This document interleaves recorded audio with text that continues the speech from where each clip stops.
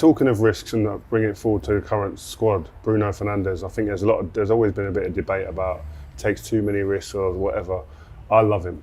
I love the risks that he takes. Where do you sit with the Man United captain now? Yeah, I like Bruno. I worked with him with Ollie, and he was fantastic. He's got a real, he's desperate to do well. You know, he's so keen to do well, and that's a really positive thing. And then sometimes you can overdo it sometimes as well, and it's such a fine balance. But his attitude, he plays every game, he never misses training, he's there all the time, puts himself out there, puts himself forward. We'll get back to Carrick in just a quick second, but remember, if you like this video, please like, share and subscribe, and don't forget to click the notification button so that you know when the next Big D video hits. And as ever, if something is on your mind, if something is bubbling up inside of you that you need to express, please express it in the comments. The Big D reads all of the comments, and he's always interested in what is on your mind.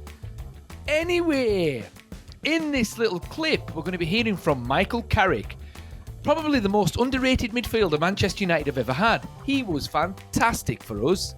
It's just that, you know, he was playing in a team with Cristiano, Wayne Rooney and Paul Scholes. And in this little clip, he's going to be talking about Bruno Fernandes, our illustrious captain. He's going to be talking about Kobbie Mainoo as well. And it's really interesting, well, basically what he has to say about Kobbie. But anyway, let's see what he's got to say, and then stick around for after the clip, because the Big D is going to be giving his thoughts on what Carrick had to say. Here he is.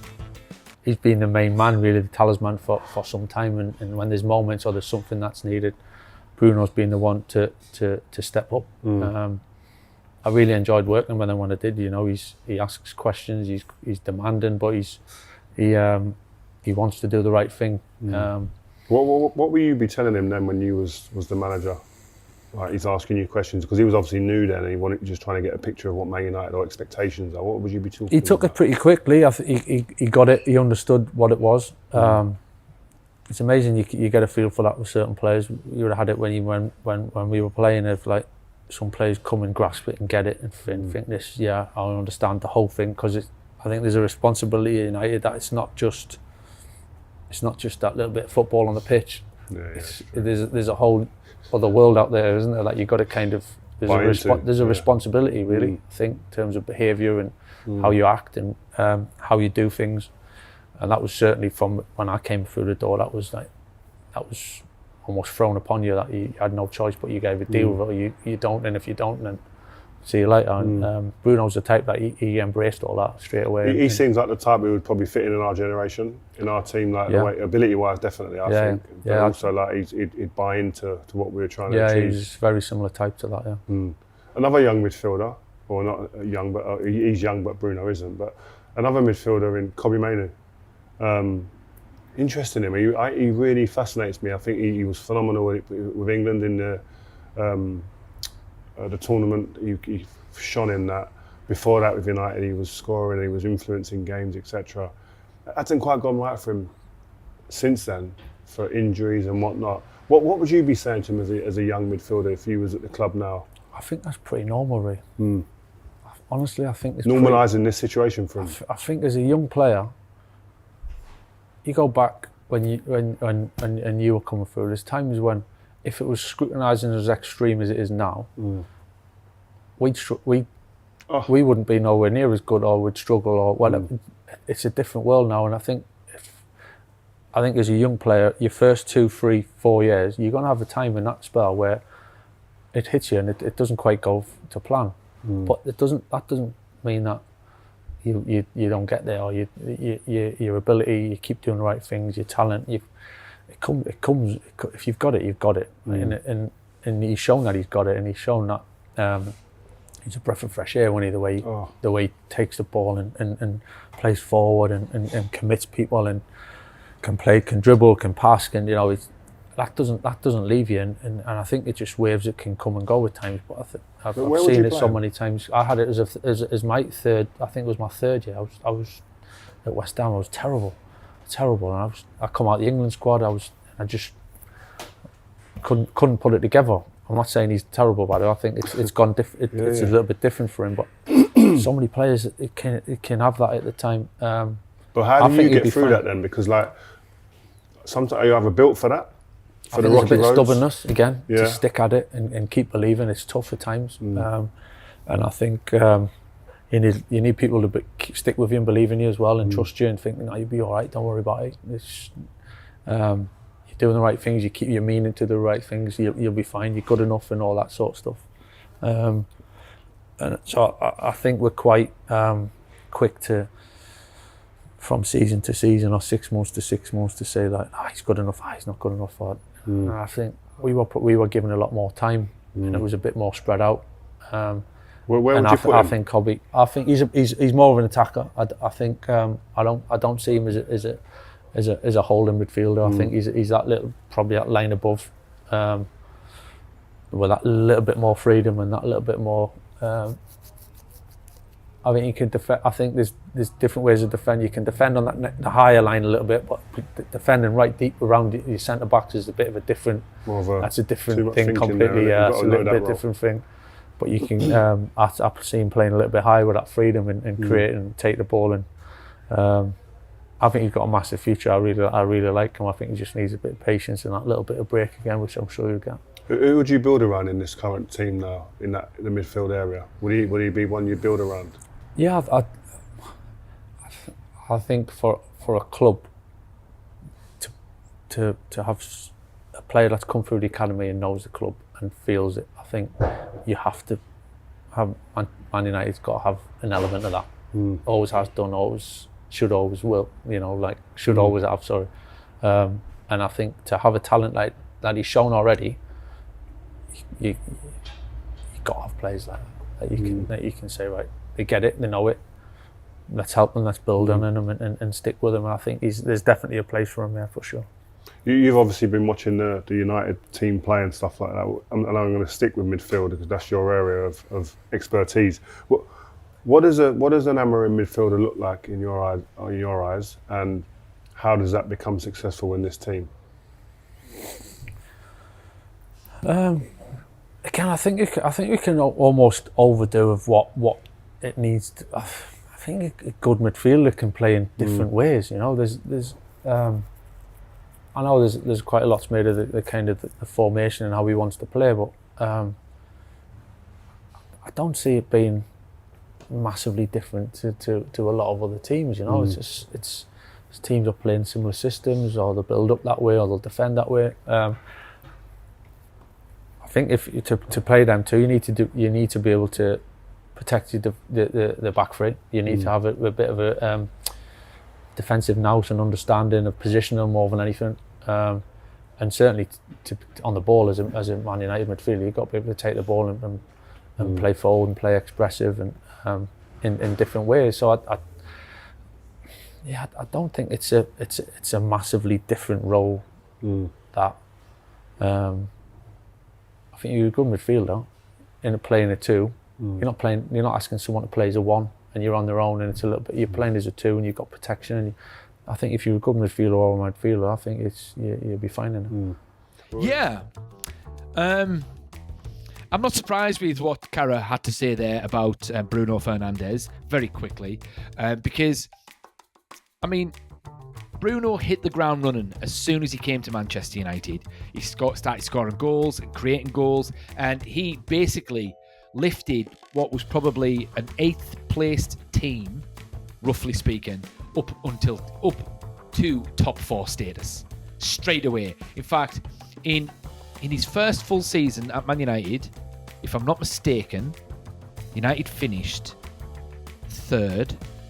Or was it his hang on a second. No. When he signed, he carried us to 3rd, and then in his first full season, I think we come 2nd.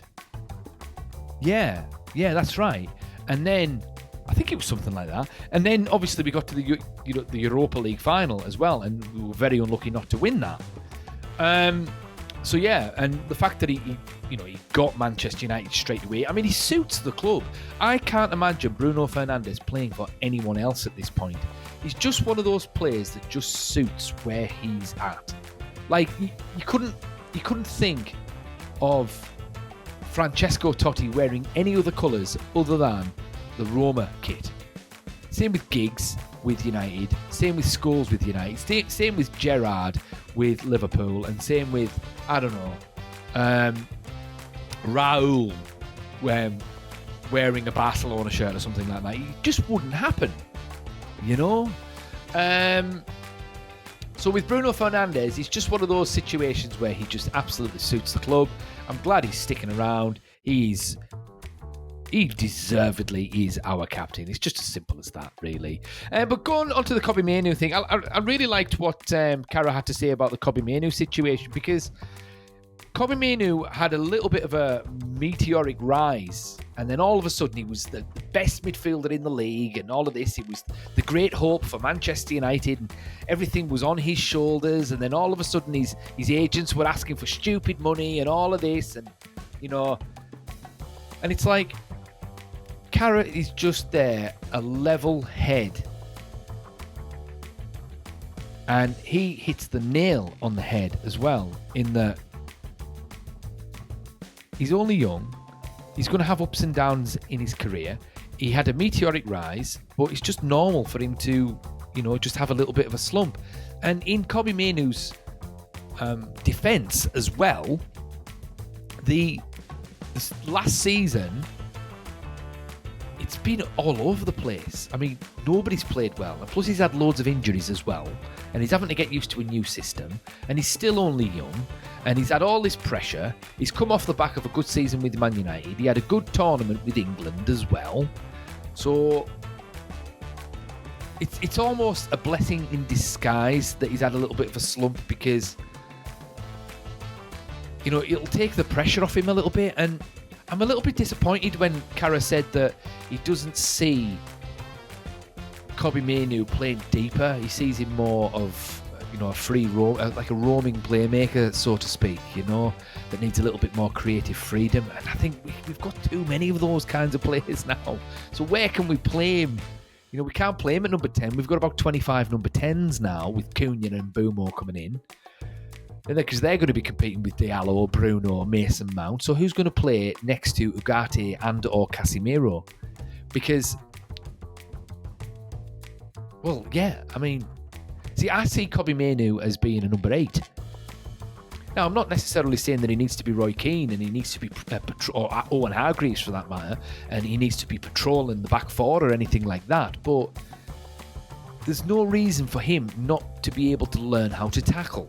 There's just no reason. I mean, just tackle. You know, you're a midfielder, and just learn a new skill. Cristiano Ronaldo was able to learn, you know, different ways to score. He was just scoring, 40-yard screamers at one point, and then all of a sudden he learned how to header and score tap-ins and stuff. So why can't Kobbie Mainoo learn how to put a foot in and tackle somebody, you know? So hopefully he can sort of learn his craft a little bit more, and he can just continue to chip away at all the skills that he needs to learn in order to utilise his position to the best of his ability and become the elite level midfielder that I think we all know that he can be, you know. And Carrot also made a really interesting point there as well when he was talking about the Ruben Amorim system. It's like any good midfielder can play in that system.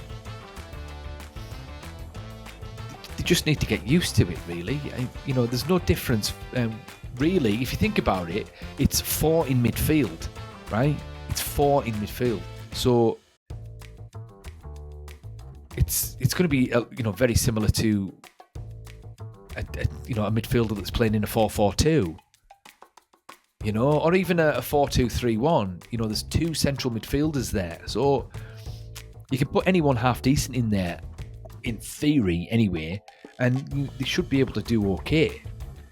So, yeah. But yeah, it was really nice to hear from Cara there. He was a fantastic player for us, and I remember he was almost like the final piece of the puzzle when we bought him. We bought him in the summer of 2006 to replace Roy Keane. Because we got rid of Roy Keane, I think, was it January that year? No, was it November that year or something like that? Anyway, and we were missing Scholes as well, actually, for a large part of that season because Paul Scholes had something wrong with his eyeballs or something. He had blurred vision for... I don't know why. I don't know if he had to have an operation or something. I can't remember. But I do know he missed a large part of that season. So when we started the 06-07 season and we started with Carrick and Scholes in midfield, it's almost like we had a brand new midfield, you know, and Carrick just kind of slotted in very, very nicely. Deep lying playmaker, and he just anchored everything. Him and Scholesy, and then, you know, Giggsy and Ronaldo and Wazza just absolutely blitzed teams on the counter-attack. And I remember going to see quite a lot of games between 06 and 08, and I would be in the Stretford end, and to watch like Ronaldo just sprint down the left hand side or something like that, and Rooney as well, and just absolutely batter teams on the counter attack. It was a joy to behold, to be honest. But anyway, what do you guys think? Do you think Kobbie Mainoo will be a world class midfielder eventually? Does he need to have a little bit of humility and just learn that and understand he's not quite there yet, and he needs to work at his craft? And do you think he should be playing in central midfield or at number 10? Thoughts in the comments, and the Big D will see you in the next one.